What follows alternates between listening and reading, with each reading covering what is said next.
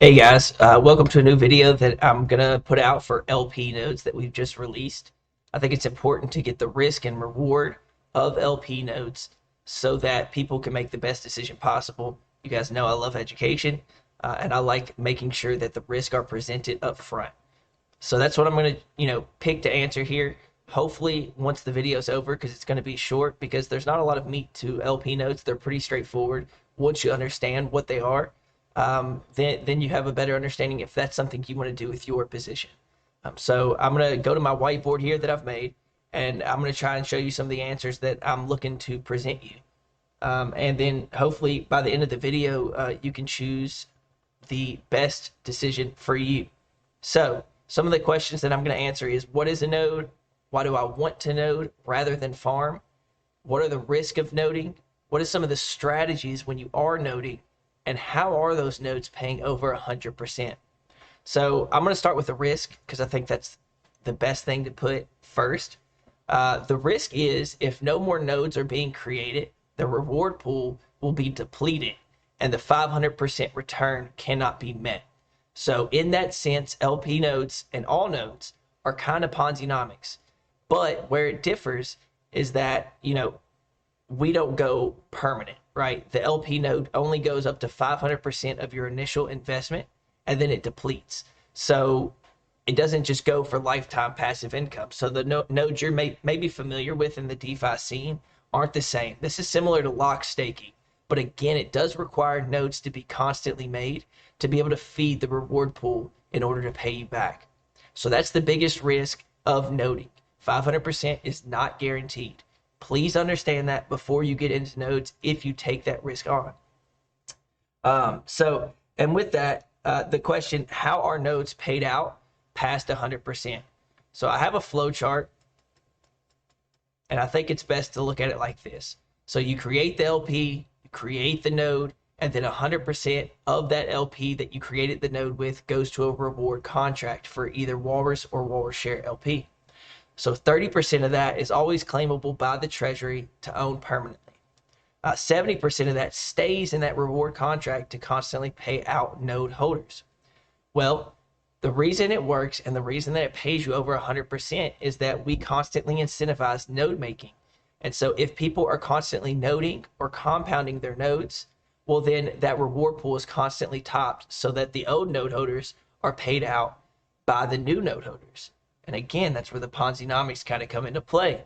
But it works really well for us in this scenario because locking up liquidity is amazing, right? Because we have less price volatility.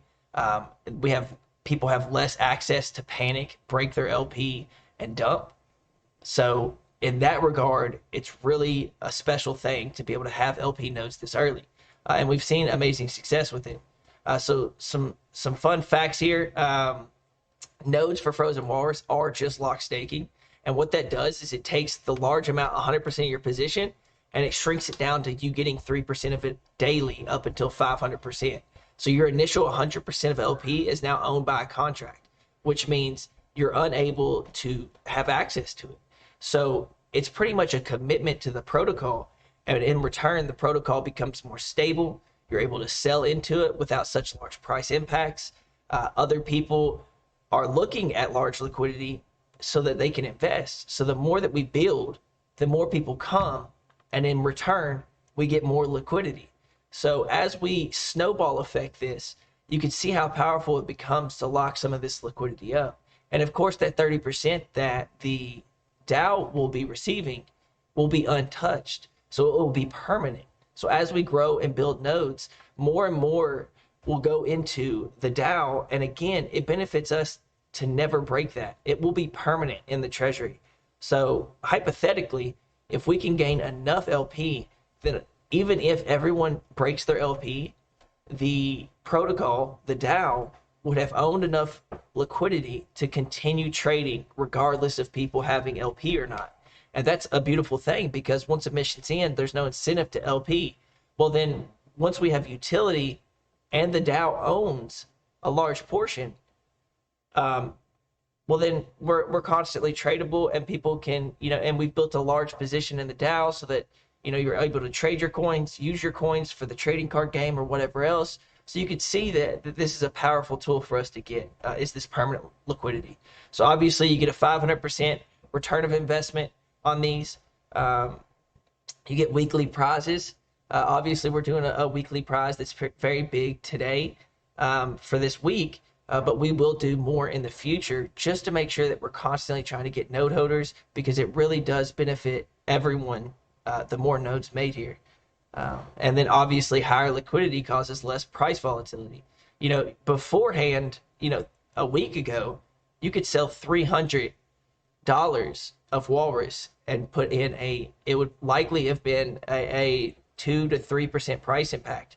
Now you can sell 800 Walrus or about $1,100 worth, and it's about 0.5 price impact. So the difference is huge. We're growing insane, and I think that LP nodes will take us to the next level. So make sure I'm answering most of my questions here. Of course, we've got the risk. We've got what is the node? Why do you want a node rather than farm? So I think that's an important question that I've seen. So right now, farming APRs are high because Walrus shares perform so well. And obviously, the higher Walrus share is, the higher APR percentages are. That along with TVL and some other things. Well, why would you want to do that?